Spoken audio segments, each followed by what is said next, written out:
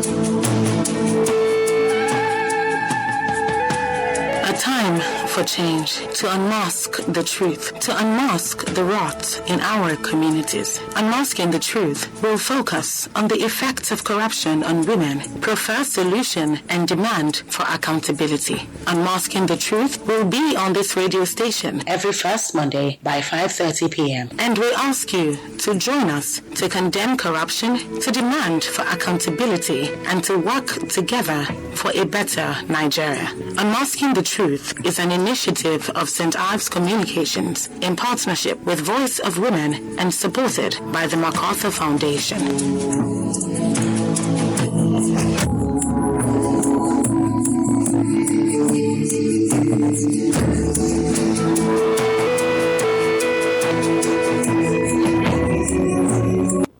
On this episode of Unmasking the Truth, this is a call for you to join us in the fight against corruption by empowering grassroots women to fight corruption. Grassroots women experience corruption in many areas, enrolling their children in public schools, high tax rates in the marketplace, and paying bribes to even partake in government-subsidized programs. As the 2023 general election draws near, grassroots women must be empowered to avoid them being used by politicians. Let's look at the case of the Ebenebe women of Anambra State. We must encourage our grassroots women not to allow politicians to sell their futures just for a stipend. My name is Esther Larabi. Unmasking the Truth is an initiative of St. Ives Communications in partnership with Voice of Women and supported by the MacArthur Foundation. Women in the community share their stories about how difficult it is to stand up and call out corrupt practices. Let's hear what they have to say. I applied for something and thinking that I'm going to get it. Unfortunately, because I don't have a backup, then I was unable to get it. They now weigh me down because I know that position I was supposed to be in the place to do the job. When you have a court verdict, even if I thought something happened, they should be able to fight for it. And at the end of the day, no backup. My husband had a child outside wedlock, which is not supposed to be. We are not divorced legally. We are living under the same room and you abandon us with the children, having another woman elsewhere, to the extent of you having a child and you still have the God to tell it to my face that you had a child. I feel very rejected. Presently, I'm weak inside, but there is nothing I can do, so I take it as a fate, which is not supposed to be. Court are supposed to take actions, but they are not. When I went to meet a lawyer of mine, he said it's going to cost me. And me that I know myself that I'm not financially buoyant, I won't be able to push through because that word already created a friend.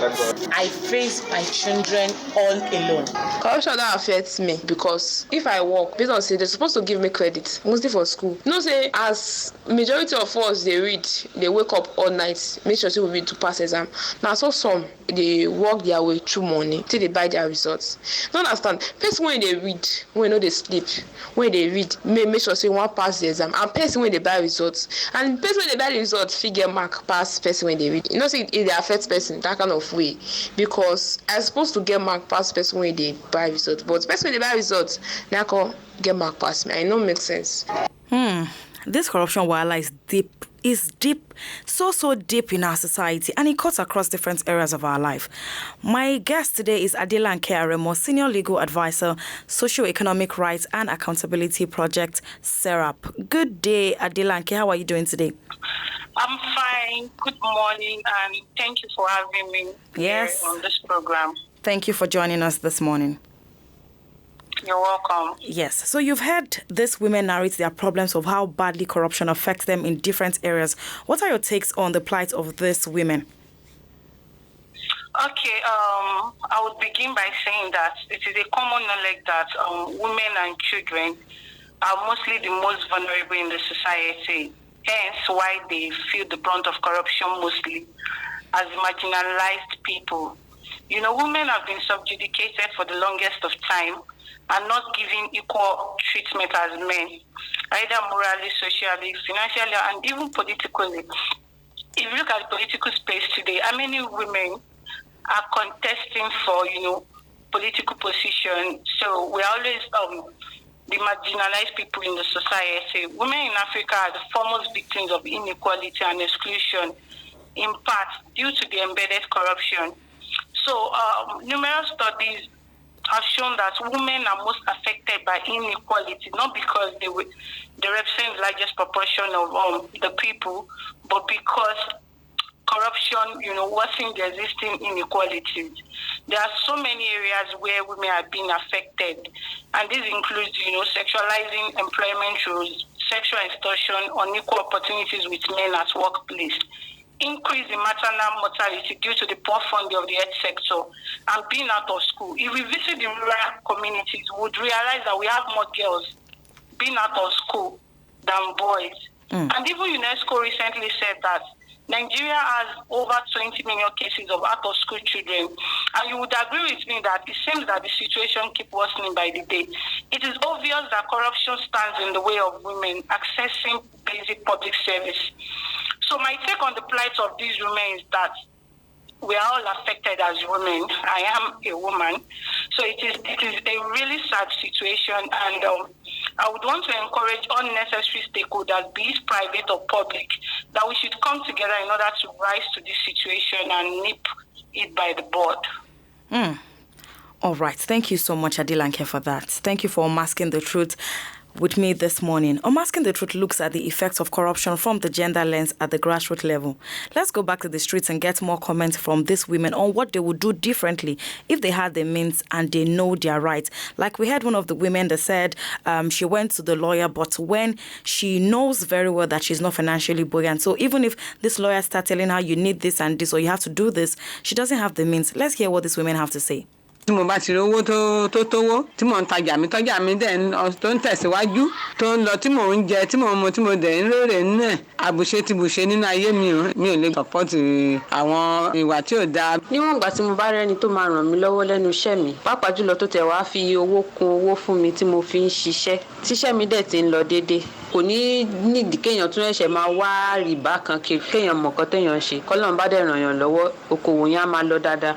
ṣé ẹ rí nǹkan tí ó lè gba ọmọ nàìjíríà yìí là ká lè fi lọ nínú ìyà nìkan tí wọ́n bá wà tọ́jà wà tí ìyọ̀rọ̀ tajà bóyá wọ́n yá ìrànlọ́wọ́ ní àbí kankan kò sí nǹkan tá a lè gbàjú pé tó bá wa ṣe nàìjíríà dáadáa kó wọ́n wà ká rówó ṣòwò tẹ́tà bá rówó tajà ń sìn ṣé màá ní ebi ń pa fámìlì mi ebi ò ní pa ọ̀nà tá a lè gbà náà nìyẹn kò sí nǹkan mi láì sọ́wọ́ kò sí nǹkan mi ta lè ṣe láì tí fọkànbalẹ̀ kò sí nǹkan tọ́mọ nàìjíríà lè ṣe. Clearly, a lot of women would not give bribes if they are empowered. Adilanke, do you agree or disagree? And why do you agree or why do you disagree? Well, I would not want to agree to that in total. Because, corruption is endemic in all sectors. It's, from the top to the grassroots. Even when it comes to giving bribe, there has to be a giver and there has to be a receiver, right? So even if you are empowered and you want to access some basic public facility, you may be frustrated to give bribe, even if you are not willing to give bribe. The system will naturally frustrate you. Corruption is everywhere. It is prevalent everywhere. Though women are likely to be exposed to bribery risk at the point of service provision, e.g. in the education and health service delivery due to their social role as primary caretakers of the home. In 2019, a survey carried out by Transparency International shows that 1 in 4 of the survey users of public services paid a bribe, with women comprising 2/3 of all patients in public health system. Also, that was last year, SERAP launched a report, and that report showed that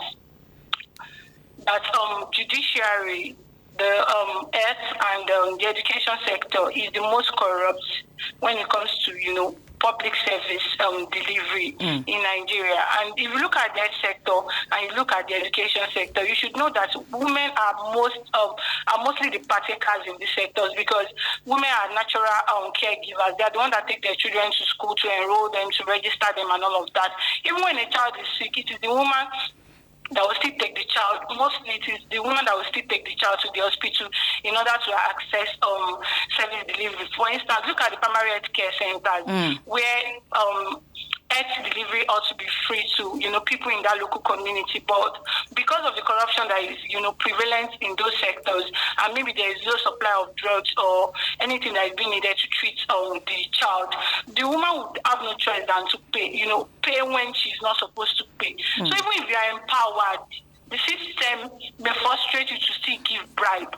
And the receiver may not even discharge the duty that he or she ought to discharge because you are not willing to give bribe. So at the end of the day, you just see yourself giving bribe, even when you are not willing to do that. However, if women are empowered, to occupy leadership position, to take over these places, I still believe that giving bribe by women may significantly reduce.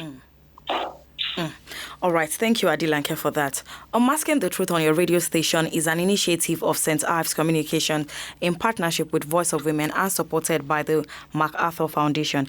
It is important to hear from more people as these women are directly affected by bribery and corruption in our society. The women in your community spoke more on corruption. Tí bá wà ní ipò gíga nílé iṣẹ́ náà ibikíbi tí bá wà màá jẹ́ àwòkọ́ṣe fún àwọn èèyàn àtàwọn ẹlẹgbẹ́ mi tó yẹ pé tájọ ń ṣiṣẹ́ torí mi nígbà bẹ̀tẹ́lẹ̀ ní ọwọ́ ẹnì kọ̀ọ̀kan màá dúró sórí òótọ́ mi táwọn yòókù tó bá ń gbà màá dúró sórí òótọ́ tó yẹ pé mi nígbà bẹ̀tẹ́lẹ̀ lọ́wọ́ ẹnì kọ̀ọ̀kan láti bẹ̀ mo rí pé àwọn kọ̀ọ̀kan náà wọ́n máa wò pé arábìnrin yìí kò gba nǹkan lọ́wọ́ èèyàn èmi náà fẹ́ jẹ́ àwòkọ́ṣe gẹ́gẹ́ bí obìnrin náà bó ṣe jẹ́ àwòkọ́ṣe.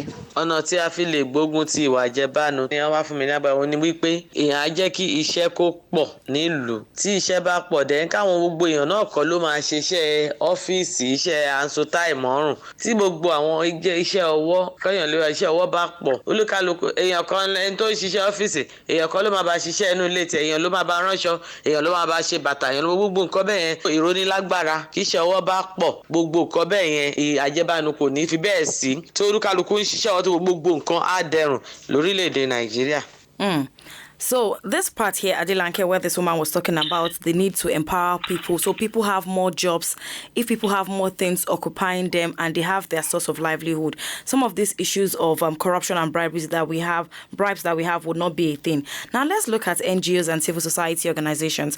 NGOs and civil society organizations get to work with women, advancing their cause at the grassroots level. What more can private organizations do through their CSR to reach more women? Because yes, I know NGOs, civil society organizations are doing a whole lot trying to reach marginalized groups and women in rural communities. But let's talk about the private organizations.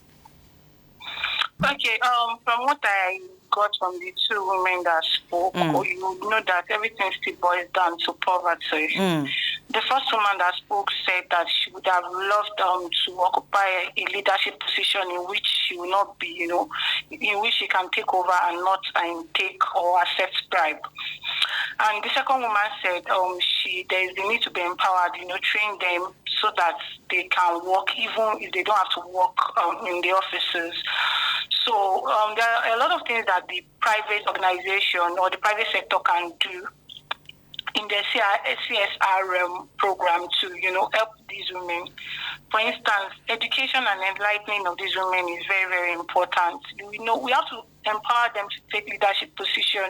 In fact, before you can take leadership position, you should know that as a citizen, you should vote the right leader that you want in there. So they have to participate in politics. So I think a lot of awareness has to be done in this regard to encourage them, get your PVC, register appropriately the way you should, and ensure everything is, is in order. Then on the day of election, go out there to cast your vote. So we need to encourage them, and this has to do with a lot of sensitization. I would also say that the private sector or corporate sector, as it may be, may help in construction of schools and hospitals, because from what survey that has been conducted so far, we see that women are mostly affected in this area. There is high rate of maternal mortality because our hospitals are in disarray, and if schools are being constructed and hospitals are well equipped, it will reduce the rate of in which women have to suffer. It would reduce the rate of maternal mortality, and it would reduce the rate in which they have to give bribe in order to keep their children in school.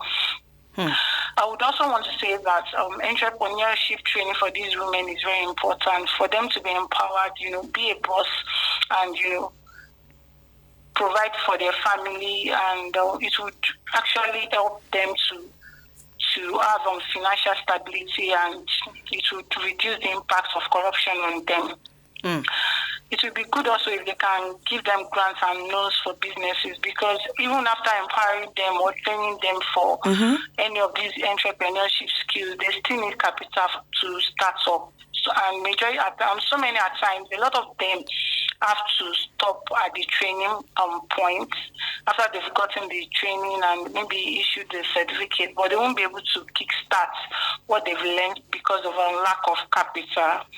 And I would also want to say that financial donations to public service, though it has to be properly monitored, would also help these women in their access to public service delivery in order to improve these services, and the impact of corruption would invariably be reduced by virtue of that on these women being the marginalized people in the society.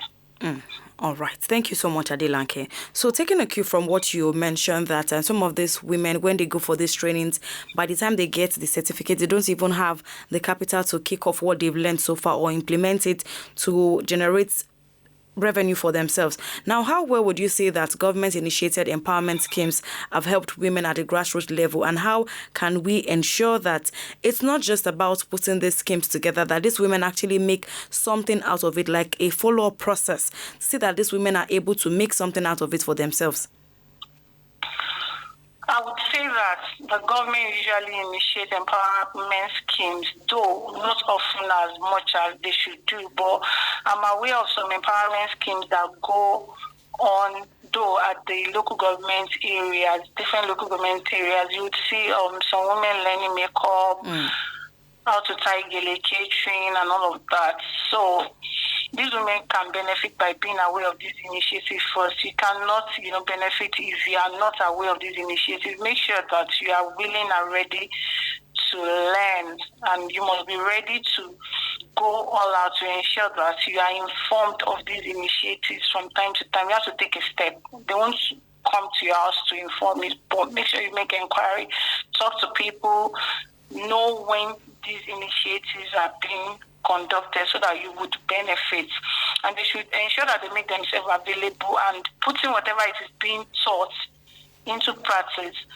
So on the part of startup and empowering them to establish whatever they've learned, after they've learned it, I would want to encourage or perhaps plead with the government to establish these women after such empowerment schemes, as most of them do not put into use what they've learned due to lack of capital, and to start up in order to start up the business. So to what end will such training be if these women are not empowered? It will look like a waste of time and resources on the part of the government, and it will also look like a waste of time on the part of the women. So I would want to plead with the government to please empower these women by starting these businesses for them after they've learned it. Okay. All right. So Adelanke, still on empowering grassroots women to fight corruption. So there is the part where we need to arm these women with information when things are happening. They say when you see something, say something. But I might see something if I don't know where to go to or who to say what to. It might just be there and nothing will be done about it. So let's talk about the need to sensitize these women on offices, places you need to go to when you see things. For example, I happen to be a victim of some kind of corruption, and I know a particular office. I know when I get there and I state my plight, though it has happened to me already, measures will be put in place so it doesn't get happen to another person or they nip it in the bud. So let's talk about arming these women with the information that they need. I would want to say that the media, the media is a very powerful tool, whether the contemporary media or the social media. So it's, I would want to plead with the media, the broadcasting station, and maybe social media handlers and local radio stations, because majority of these women in question, the women we are talking about, they are mostly illiterate and they are not learned. So they may help to communicate any of these initiatives or any organization that, is known for helping these women whenever they are in trouble. They can first put it out there so that people will be aware of what they do. Because if we tell these women to go to their websites or maybe visit their office or check their social media, and they may not even know what we are talking about. These women we are talking about, most of them do not even have phones that they could use to access the internet. So the local radio stations that broadcast messages in the indigenous languages, they can help to disseminate this information. Please talk about all these NGOs that provide help for women during that suffer domestic violence. We have the DSVLT in Lagos State, and it is well known for that. So you can help us put it out there, let these women know that, okay, there's an organization that can actually give help to your profile solution, or even legal advice, something as little as legal advice, or help to remedy your situation when you go through domestic violence and all of that. And then civil society organizations through the sensitization program that they do. There are some civil society organizations that go out there to enlighten the people generally, not only women, by giving them flyers, that pertains to their mode of operation and what they do and all. So I would encourage, civil societies organizations to do more of that, disseminate information. It could be through printing of flyers in indigenous languages, so that these women can be aware of their rights and what they can do to get information, or where to run to when there's a problem. So I would say that the media and civil society organization have a role to play in order to discharge this duty. All right. Thank you so much, Adilanke Aremo, Senior Legal Advisor, Socio-Economic Rights and Accountability Project Serap. Thank you for masking the truth on corruption as it affects grassroots women with me today. Thank you so much. Thank you for having me. Yes. Bye. Do have a wonderful day. And you too. All right. There you have it from Adilanke Aremo. Grassroots women face corruption in their everyday lives in the markets. You go to the health centers, corruption is everywhere. You go to the schools to enroll the children, there is corruption everywhere. And these women face it every single day. But what we're saying now is that with the right information and economic empowerment, these women will be armed to fight corruption. Now, this is a call to you for you to join us to empower every woman in your community. Yes, you might think, I don't have the means. You can start from somewhere. It might just be the information you give her. It might just be that scheme, that vocational scheme or training, you're telling her where it is happening, or you are able to support her when she's done with it. Something like that. You can start from somewhere. You're giving women a voice against corruption, and the ripple effect is going to show in our society and in our nation as a whole.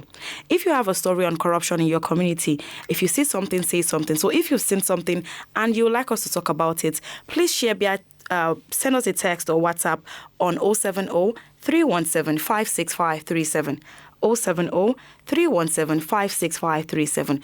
Unmasking the Truth on Effects of Corruption from the Gender Lens is an initiative of St. Ives Communications in partnership with Voice of Women and supported by the MacArthur Foundation.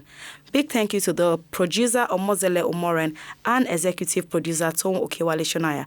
I am Esther Alaribe. If you have been sexually abused, please contact a sexual assault referral center near you and speak up against corruption. Good day. A time for change, to unmask the truth, to unmask the rot in our communities. Unmasking the Truth will focus on the effects of corruption on women, prefer solution and demand for accountability. Unmasking the Truth will be on this radio station every first Monday by 5:30 p.m. And we ask you to join us to condemn corruption, to demand for accountability, and to work together for a better Nigeria. Unmasking the Truth is an initiative of St. Ives Communications in partnership with Voice of Women and supported by the MacArthur Foundation.